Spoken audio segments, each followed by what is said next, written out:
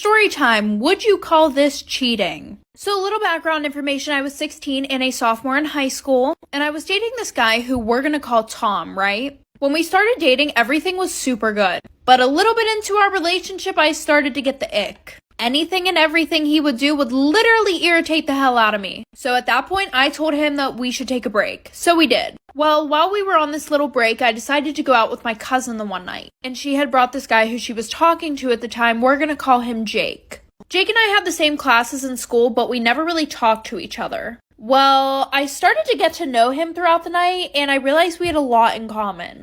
I felt like he was flirting with me, so I decided to flirt with him. When we got home, I had told her how much I really liked Jake. We ended up FaceTiming and falling asleep on the phone together. We all hung out again the next day, and I invited him back to my house. Like for part 2.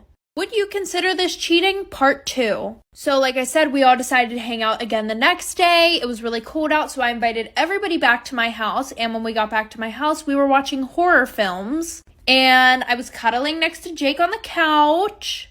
And listen, I wanted to kiss him really bad, but Tom and I had just gotten done with our so-called break. So I decided to be loyal and not do that. Well, a few days after Jake and I talking, I realized that I wanted to be with him and not Tom. So I decided to end things with Tom, and now Jake and I have been together for a year and 2 months, and we couldn't be happier. But every time that we bring up Tom, Jake always tells me that I cheated on him.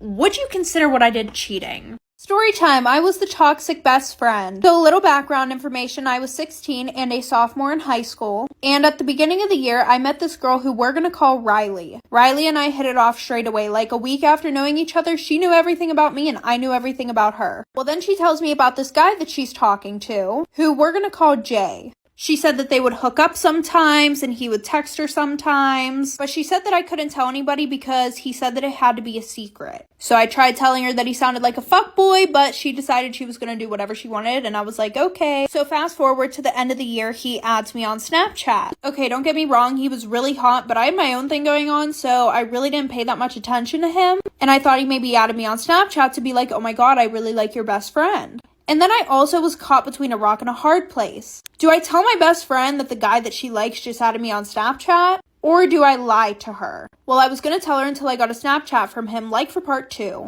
Part 2 about how I was the toxic best friend. So like I said, I didn't know whether I should tell her that he added me on Snapchat or if I should. And I was going to until I got a Snapchat from him saying, hey, you're really pretty. I think we should talk sometime. So I ended up telling her about it because I felt really bad. And she was like, this is why I can't trust girls. Like, you need to unadd him right now. Like, fucking block him. And I'm like, I didn't even do anything. Like, what the fuck? So whatever. I end up blocking him. It's fine. Until he texts me one day. And he's like, hey, it's Jay. I think you blocked me on Snapchat, LOL. And him and I had talked a little bit in school and I kind of started to like him. Well, fast forward, him and I ended up hooking up a few times. We were talking a lot. And he hadn't been texting Riley as much. Well, the one night while I was sleeping over her house, my phone was going off a lot. And I didn't think to delete any of the messages, like for part 3. Part 3 about how I was the toxic best friend. So like I said, I was sleeping over her house the one night. My phone was blowing up and she knows my password and everything. And I stupidly did not delete the text messages between Jay and I. And I kid you not, I wake up to a slap across the face. It felt like she slapped me with her fist. And it looked like it too because I had a black eye. So I woke up and she's like, what the fuck? Like, I hate you so much. Like, why would you do this? And I look down and she has my phone right in her hand on the text messages with Jay. And I ended up feeling really bad because she started crying, saying that, like, I knew that she liked him a lot. And I also knew the reason why he wasn't texting her as much. Well, then she ran downstairs and she told her mom. And the next thing I know, I had her mom, and her 3 other sisters screaming at me. And then I got blocked by Jay because she wasn't supposed to know and she leaked his nudes. Story time about why I beat up my best friend. So a little background information. Her and I had been best friends since we were in 7th grade. Her family was rich, mine was poor. And at first she was a really good friend. She was always there for me whenever I needed her. Until our freshman year of high school, which is when her and I started hanging out with boys.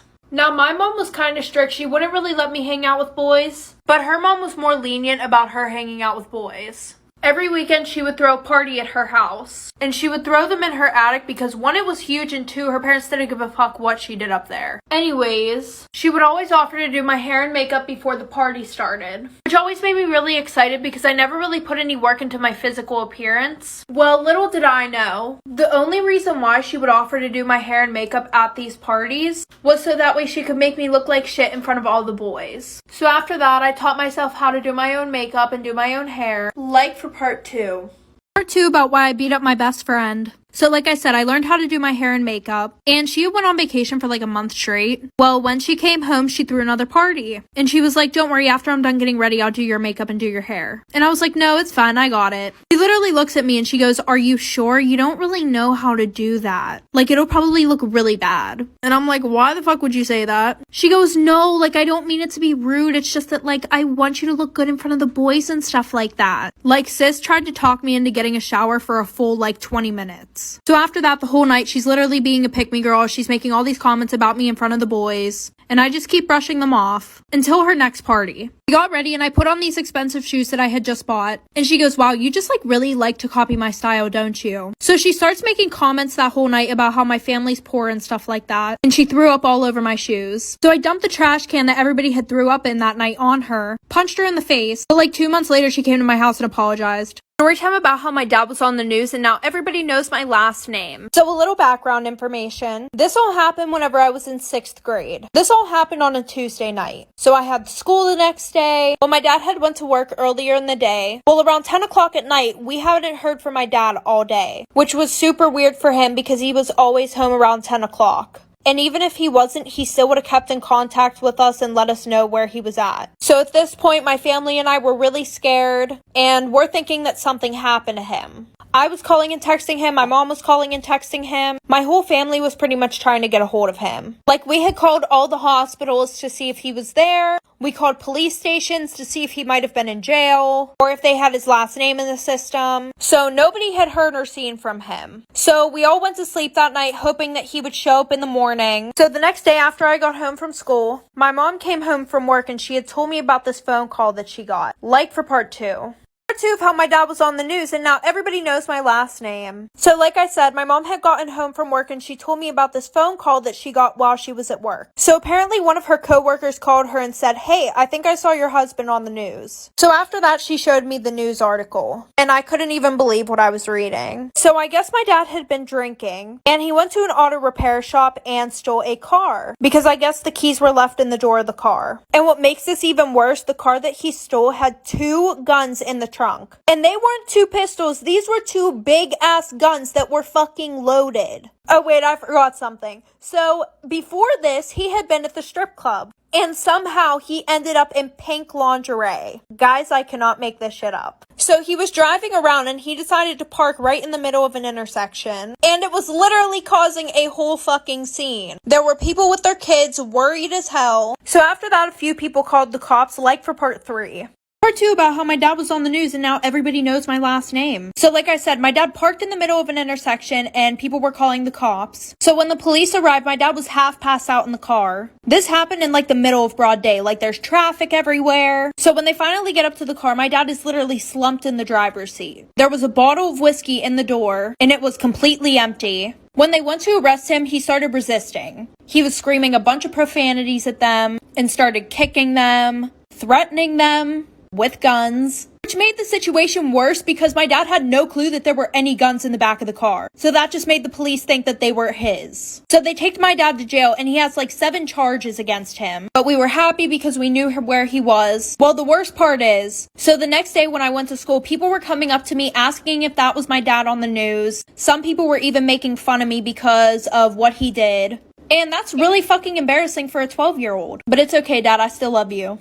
Storytime about the toxic boy that I almost started dating. So a little background information. Him and I both met on a set of a movie that we were in. Well, a few days into filming, he asked me out. So of course I said yes. And it was literally the most amazing first date ever. So he asked for a second date and I said yes, of course. And the second date was terrible. He literally just tried to get in my pants the whole time. So then he asked me for a third date. And for some reason I said yes, hoping that it was not anything like the second date. And he didn't show up. So I pretty much got stood up. And then he even blocked my number. So a few months go by and I end up moving in with my best friend, about an hour away from where I was living when I met him. Well, the one night she came home and told me that he had messaged her on Instagram, which I thought was funny as hell because my best friend did not swing that way. So she pretends to flirt with him and asks him to come over. So he drives an hour to our apartment, and when he walks in, he just sees me standing in the kitchen. He immediately walked out.